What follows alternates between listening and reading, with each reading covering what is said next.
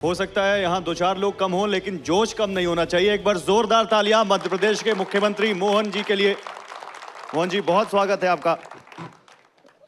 मोहन जी, हाल ही में आपका जन्मदिन हुआ, उसके लिए तो आपको बधाइयां।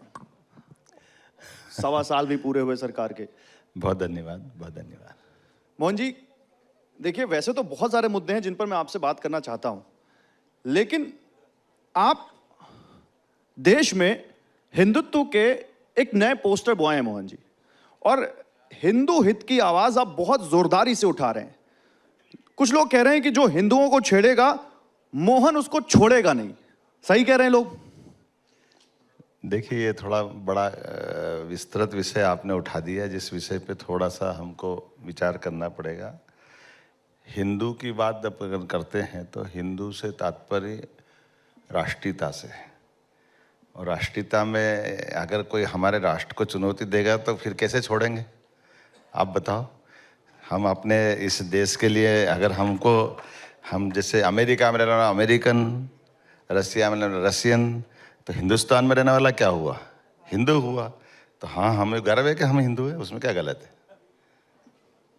नहीं, गलत नहीं है, लेकिन सुनील अंबेडकर जी कह रहे थे अभी इसी मंच पर कि हिंदुत्व का मतलब एकत्व, सबको साथ लेकर चलने वाला। मैं सहमत हूं ना, इसलिए राष्ट्रीयत्व हिंदुत्व एक ही है।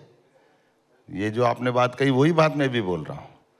हिंदू से उसको किसी और धर्म के विरुद्ध मत मानिए।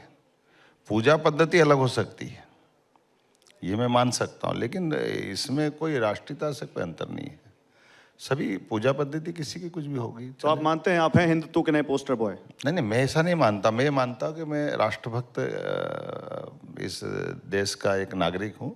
उस नाते से जो उत्तरदायित्व मुझे दिया उसका निर्वहन करने की आदत है।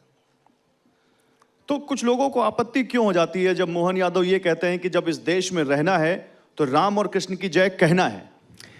देखिए, मैं आपसे दूसरे ढंग से पूछता हूँ, राम कृष्ण की जय नहीं बोलेंगे तो किसकी बोलेंगे? आप बताओ मेरे को। और किसी के पास जाओगे क्या? भाई, हमारे अतीत के पुरखे पूर्वजों को हम उनको याद नहीं करेंगे। चलो, हम यहाँ की छोड़ दो, दुनिया के किसी देश में चले जाओ आप।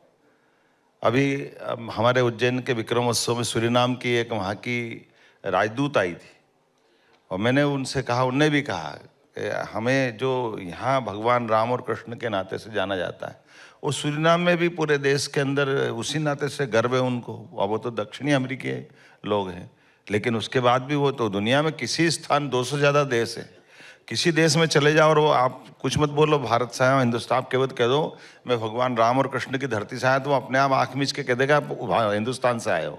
तो उनको मालूम है, तो हमारे देश वालों को क्यों मालूम नहीं होना चाहिए? और उसमें तकलीफ क्यों होना चाहिए किसी को? नहीं, बात तकलीफ की नहीं है। तर्क ये है कि ये भी तो कहा जा सकता है कि इस देश में रहना है तो भारत माता की जय कहना है। राम और कृष्ण पर दूसरे धर्म के लोग हो सकता है इतने कंफर्टेबल ना हो। दोनों में फर्क हो गया। अभी आपने जो बोला था, मैंने राम कृष्ण से अपना आदर बताया, लेकिन ये भी मैंने कहा है कि हमारे देश की पहचान दुनिया में है, तो हमको क्या आपत्ति है उससे? हमको इसमें कोई आपत्ति नहीं होना चाहिए, इसमें गलत भी नहीं है। आज अब इतना अच्छा लगता है अयोध्या में सरयू के किनारे भगवान राम मुस्कुरा रहे, आनंद है। परमात्मा चाहेगा तो भगवान कृष्ण मथुरा में मुस्कुराएंगे, आने दो समय, बहुत जल्दी आएगा। इसमें क्या परेशानी है? कैसे आएगा? मामला तो अदालत में। तो हम क्या मना कर रहे हैं? अदालत का सम्मान करते हैं। अदालत ने राम जी का भी मैटर उठाया था। ये तो कांग्रेस वाले हैं, जब देखो जब बिगाड़ते रहते हैं। नहीं तो अभी कल को तो भगवान चाहेगा तो अब बताओ, मथुरा में भगवान कृष्ण का जन्म नहीं होगा तो कहाँ होगा? और भगवान कृष्ण के लिए मैं मान के चलता हूँ, जुडिशली इस बात को जानती है, वो अपने तथ्यों से प्रमाण के साथ उत्तर देगी। हम भी तो इंतजार कर रहे हैं, हमको कहाँ मना है? इंतजार कर रहे हैं तो वही न्यायालय में तो इंतजार ही करना पड़ेगा, हम क्या करेंगे इसमें?